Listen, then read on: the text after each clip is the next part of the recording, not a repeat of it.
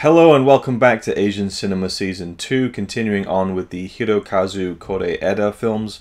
I'm going through the box set, Family Values. I guess I've already talked about After the Storm in the first Asian Cinema Season. I just reviewed I Wish, so the only film left to talk about is Like Father, Like Son from 2013. I watched this a couple of nights ago and it is still deeply ingrained within me. This is by far my favourite Kore-eda film, and you know, I've only seen 3 at this point, but it is far and away my favourite, and I think far and away the best of the 3 films I've seen, which are coincidentally all in this box set. I think I watched After the Storm. Yeah, I watched After the Storm before I'd even bought this. So anyway, forget about the box set, which I'm going to talk about and review later on in Asian Cinema Season 2 as part of the Blu-ray videos for this year. But yeah, so Like Father, Like Son. This is a great story. It was based on a true story that Kore-eda couldn't even really remember from the special features, but he'd read a book about 10 years previously about a true story where this had happened. Now we follow this normal family, mother, a father, and their young 6-year-old son, Keita, and they find out in the first 10 minutes of the film that when they gave birth, or when she gave birth, when they had their son, the babies were accidentally switched in the hospital. And so the boy they've been raising for the past 6 years is not biologically their son. And their real son is with another family, and their son is with them. It's a mind-blowing idea.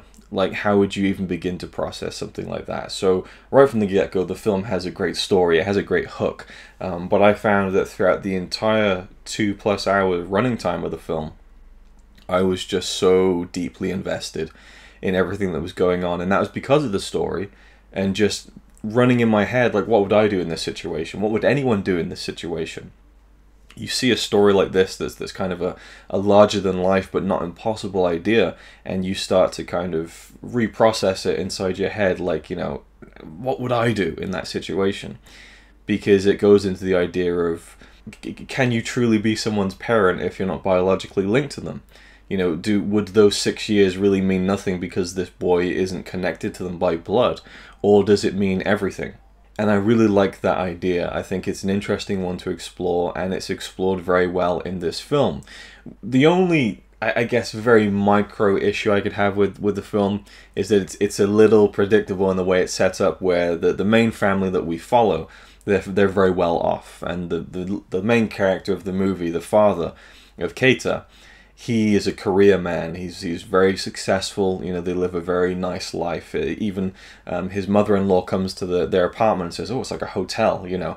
So they're very well off, and so you could see from a mile away that the family who are raising their real son would be poor, or at least kind of, you know, lower class, and they certainly were. And they play off of that idea where they're more carefree, and, you know, people who have less enjoy life more, whereas this other family, they're very regimented, but you get the idea that the wife is kind of going along a little bit with her husband's kind of possessive, controlling nature. You know, with Keita, they have him take piano lessons. He has to do this, he has to do that, and it's this almost this idea of too much control over a child, and how that can be detrimental.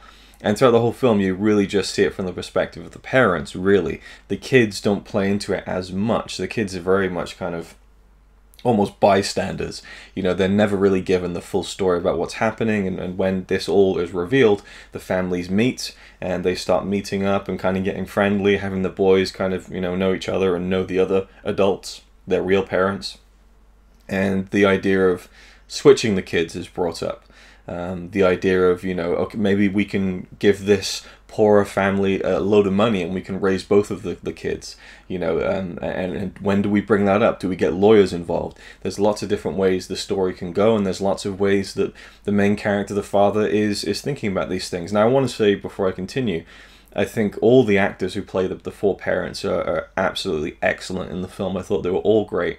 I'd love to kind of rattle off all their names and give them a name check. I can't, unfortunately. I did recognize the actress who plays the mother of Keita, or I guess not really the mother, but, you know, from the beginning of the film. I recognized her from The Morning Forest, which I reviewed in the first Asian cinema season. I thought she was really good in that film, and she's great in this one.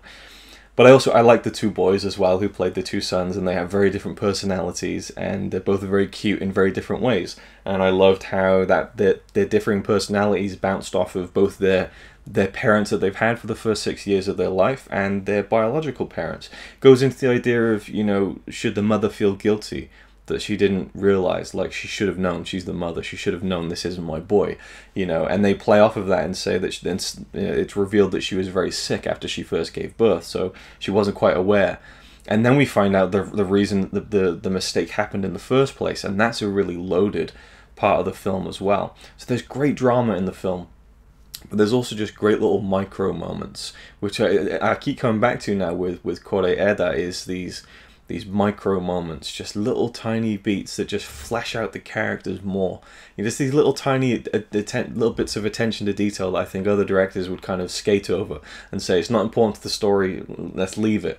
You know, whether it's, you know, the other father in the bath with all of his kids, you know, and then the other parents like, well, you know, we don't share baths, you know, and then you just get a shot of them having fun in the bath, and just these little tiny details that really, again, flesh out the characters in the story. I loved how the main character really is the rich father, and this is a guy who is very unlikable, and I like that. I like that the main character, who you're not supposed to root for, but he is your main kind of character. That he is unlikable, but you get to see why he is the way he is. But it didn't feel like it was a thing where he was going to change completely, and that it was going to be this kind of very convenient arc where he changes his ways completely by the end of the film. I don't feel that's the case, but he does learn a very important lesson, and when he does, I thought the actor did an amazing job of portraying this emotional realization of how he'd been as a father, and how he hadn't really been there for his son all that much. It's a beautiful way they reveal it, where they reveal, you know, it's an interesting device. I'm not going to go into it, but it's a really cool way to do it. And, you know, it kind of rattles him completely when he realizes, you know, the error of his ways, I suppose. And the way the actor played it wasn't to break down into, oh, I can't believe it. He was visibly kind of shaken, but really trying to hold it together at the same time, you know.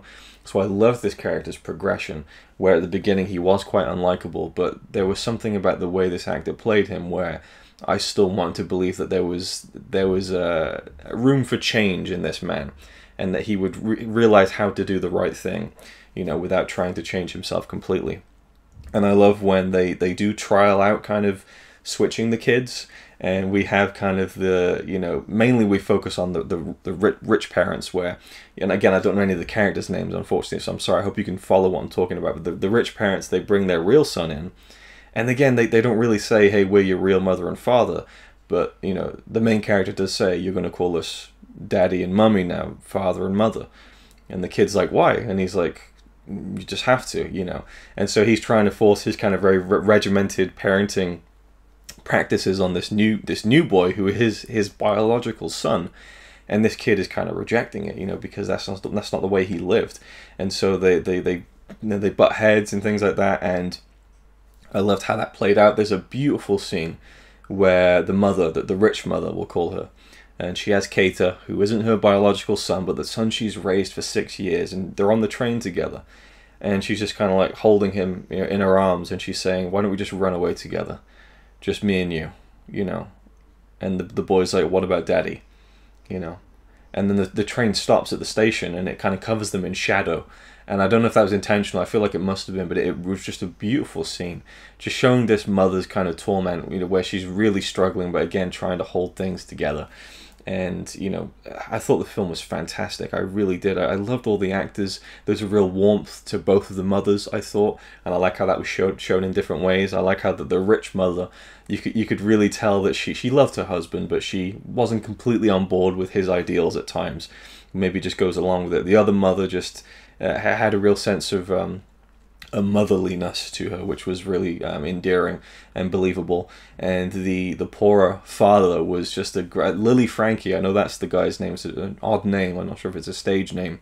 He's great. I really like him. He brought a lot of fun to the movie, and his character was actually really funny. There's a lot of funny lines in the film from him, and so I like the contrast between the fathers as well, because with the mothers you feel like they're kind of similar. You know, they live very different lives, but they both have that same kind of maternal, I don't want to say skill, but they have that kind of maternalness within them. Very warm women, whereas the fathers, they're very different, polar opposites almost. And so I really enjoyed that kind of dynamic between the two fathers. I loved where it ended. It was very open-ended, but I kind of I gathered where it would end up, and it was a place that I thought was really fitting to the story, something that I think if I was truly in that situation, that's where I would have gone with it. So yeah, in fact, maybe I can just do a quick spoiler talk at the end. It's not really spoiling things, but before I do, I thought Like Father, Like Son was an incredible film. It's one of those kind of 5-star movies for me. Absolutely loved it. Can't wait to see more Kore-eda films and talk about them. But it'll be hard to top this one. I think it's just a great story, and I loved every minute of it, every second even. Great cinematography. There's some beautiful cinematography in the film, and I keep repeating it, but in a way that doesn't feel like it's trying to be like, hey, look how gorgeous this movie looks. It's more like, you know, let's just frame this really well and get the lighting really well done, and you know, put the composition together in interesting ways. Like there's just playing with light and things like that in certain scenes, but again, not too much. You know, it's just a very well shot film with these gorgeous moments at times that don't feel like they're getting ahead of the story. The story is always the most important thing, but they're really nice little devices. There's a moment where the rich mother is sleeping, and there's framed, like there's a wall and there's a door, and the door is slightly ajar, and you just see her face kind of asleep on the bed. Just little, I don't know, there's just really well shot film. Music was great, a lot of classical piano stuff, which ties in with the piano recitals of Keita in the beginning of the film. And, you know, what more could I say? I'd love to just ramble on about this film for, I don't know, an hour probably, and just talk about every scene of the film. I thought it was fantastic, and I'll leave it there and do a very brief spoiler talk. So at the end, the main character, the father, he realizes that he was always asleep. You know, he finds his camera and that Keita had taken pictures of him when he was asleep, always asleep, never there for his son. And that's when he realized, you know, that it was probably, it's just, you know, he went back to him, you know, because as far as this father was concerned, he's like, right, this kid is my flesh and blood, we're going to switch, and that's that, you know, very cold almost about it. And it kind of alludes to it at the end that he has a rule that I'm not going to see Keita again. And when they go back to see him, Keita doesn't want to see his father. You know, he's very hurt by this betrayal that his dad left him, even though he doesn't know this isn't his real dad. And the scene between the two of them when he just follows him for ages through the streets, and they have this kind of, well, they don't have a conversation, he just kind of apologizes to his son, who isn't his biological blood, but he is still his son. You know, there's just something in that you can't just throw away. And he realizes that. And he says to him, earlier on in the film, he said, you're going to go live with, you know, with your aunt and uncle now, and you're going to have to call them mummy and daddy. Think of it as a mission. And Keita says, when will the mission be over? And he says, it's not clear. And at the end of the film, he says to him, the mission's over now. Which to me says, you're going to come back with us. And the way I would see it playing out, the way I think would probably be for the best, would be for them to go back to the way things were and to raise the children they were raising from the beginning, but knowing that the other boy is their biological son, their blood, and to stay a constant in each other's lives, to be friends for life, and to help, you know, raise each other, have them over one weekend, which they were already doing anyway when they were kind of trialing the exchange.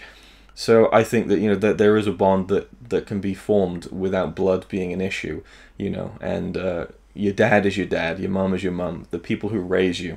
And I think that was a really important thing when he says the mission's over, and kind of acknowledging that he wants his son back. I think that's what I gained from the ending there, that they would probably switch back, but would still be very much a part of their real sons' lives as well, and that would be the best kind of compromise. And you got to see that the two mothers became very friendly, and I think the father kind of realized where he was going wrong as a father, and that you know, he could probably learn a thing or two from the other father. Not that that's really gone into in the film, but I think where I would see the story evolving beyond the boundaries of the film is that he would lighten up as a person and become more friendly with the other dad, and they would find a real good middle ground for raising both of those kids together. Because also, the poorer family, they have 2 other kids, so that young boy had a brother and a sister who he's taken away from, and you get to see him kind of reunite with them at the end, which is really nice. Anyway, so Like Father Like Son, fantastic film, absolutely loved it.